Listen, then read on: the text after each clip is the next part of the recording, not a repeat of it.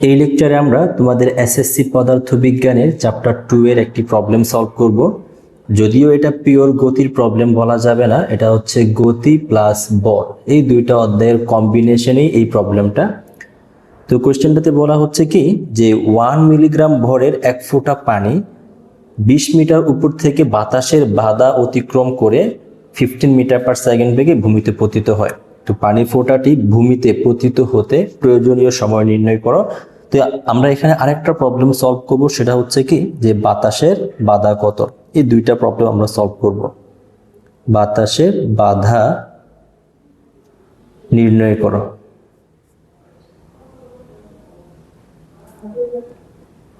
তা আমরা এই ধরনের প্রবলেমগুলো কিভাবে সলভ করব? দেখো, একটা হচ্ছে কি যে ফ্রি ফল মানে কি যে কোনো বাতাস থাকবে না, মুক্তভাবে বস্তু একটা পড়তে থাকবে, তখন কাহিনী হবে একরকম।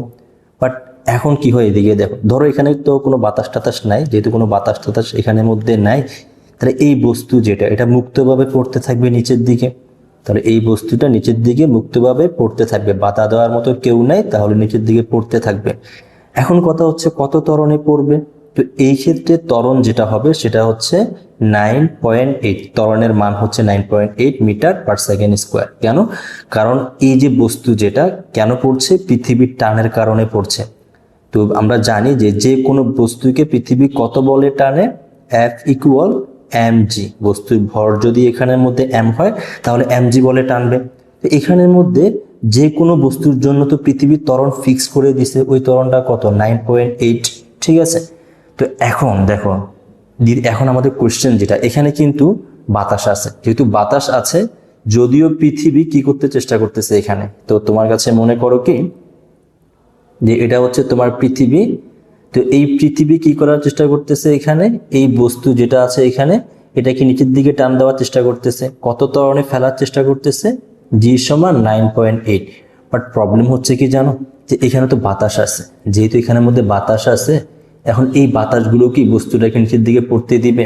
তো যখন এই বস্তুটা নিচের দিকে পড়ার চেষ্টা করবে, তখন এই বাতাস যেগুলো আছে এটাকে থামাই দেওয়ার চেষ্টা করবে, যার ফলে একটা বাতাসের ঘর্ষণ সৃষ্টি হবে। তো বাতাসের ঘর্ষণের ফলে এই বস্তুর মধ্যে কিন্তু আগের মতো এই ত্বরণটা থাকবে না। তখন আমরা কি কাজ করব, নিউটনের দ্বিতীয় সূত্র যেটা F net is equal ma, আমরা এই সূত্র অ্যাপ্লাই করব। তো চলো আমরা সলভ করা শুরু করে দিই এই কোশ্চেনটা। তো প্রথম গ নম্বর যেটা, সেটা হচ্ছে কি যে পানি ফোঁটাটি মাটিতে পড়তে বা কি পরিমাণ সময় নেয়। তো এখানে আমাদের ধরে নিচ্ছি যে এখান থেকে এত উচ্চতা থেকে পানি ফোঁটাটা পড়তেছে, কত মিটার উচ্চতা থেকে এটা পড়তেছে, এখানে 20 মিটার উচ্চতা থেকে পানি ফোঁটাটা নিচের দিকে পড়তেছে। এই যে পানির ফোঁটা, যেটা পানি ফোঁটাটা এখানের মধ্যে আছে, তাহলে যেহেতু এখানের মধ্যে আদিবেগ ছেড়ে দেওয়া হয়েছে, তাহলে এখানে আদিবেগটা হচ্ছে 0 মিটার পার সেকেন্ড। আর শেষ বেগ কত বলে দিছে, শেষ বেগ বলে দিছে 15 মিটার পার সেকেন্ড। এখন এই বস্তু যেটা নিচের দিকে পড়বে সেটা কি আর এখন জি ত্বরণে পড়বে? এটা কিন্তু এখন আর 9.8 ত্বরণে পড়বে না। এখন কত ত্বরণে পড়বে? তা আমি ধরে নিচ্ছি এটা হচ্ছে এ ত্বরণে পড়বে। এখন এই এর মানটা আমাকে বের করতে হবে। এখন দেখো তো আমরা কি কাজ করতে পারি, এখানের মধ্যে আমরা এই সূত্রটা অ্যাপ্লাই করতে পারি কিনা, V square equal U square plus 2as। আমরা ডিরেক্ট এই সূত্র কেন ব্যবহার করতে পারতেছি না, S equal UT plus half AT square, এই সূত্রটা আমরা ডিরেক্টলি কেন ব্যবহার করতে পারতেছি না? আমাদের টাইম দরকার, কিন্তু এর মান কি জানা আছে? যেহেতু এর মান জানা নেই, আবার টাইমও জানা নেই, সেজন্য আমরা এই সূত্র ব্যবহার করব না। তো এই সূত্র ব্যবহার করে আগে আমরা ত্বরণের মানটা বের করে নিব। এখানে আমাদের শেষ বেগ কত, শেষ বেগ হচ্ছে 15 হোল স্কোয়ার। আর এখানের মধ্যে আদিবেগ কত, আদিবেগ হচ্ছে 0 উপরে স্কোয়ার প্লাস এখানে 2। তো এর মান কত এটা আমরা জানি না, আমরা ওইটাই বের করব। এখন এস এর মান কত? একটা জিনিস দেখো, এস এর মান কিন্তু নিচের দিকে, যেহেতু নিচের দিকে সেজন্য আমরা একটা কাজ করি, নিচের দিকটাতে আমরা নেগেটিভ ধরি। তো এই ক্ষেত্রে আমরা একটা কাজ করি, আমরা নিচের দিকটা পজিটিভ ধরি আর উপরের দিকটা নেগেটিভ ধরি, তাহলে আমাদের ত্বরণ যেটা এটাও পজিটিভ হয়ে যাবে, সরণ যেটা সেটাও পজিটিভ হয়ে যাবে। তাহলে এখানে 2as, এস এর মান কত, এস এর মান হচ্ছে এখানের মধ্যে 20, তাহলে এখানে 15 হোল স্কোয়ার, আর এখানে 2 ইন্টু 20 দ্বিগুণে কত, 40, 40 ইন্টু এ, তাহলে এর মান যেটা এখানের মধ্যে আসবে সেটা হচ্ছে 15 হোল স্কোয়ার ডিভাইডেড বাই 40। দেখি তো এটা কত আসে।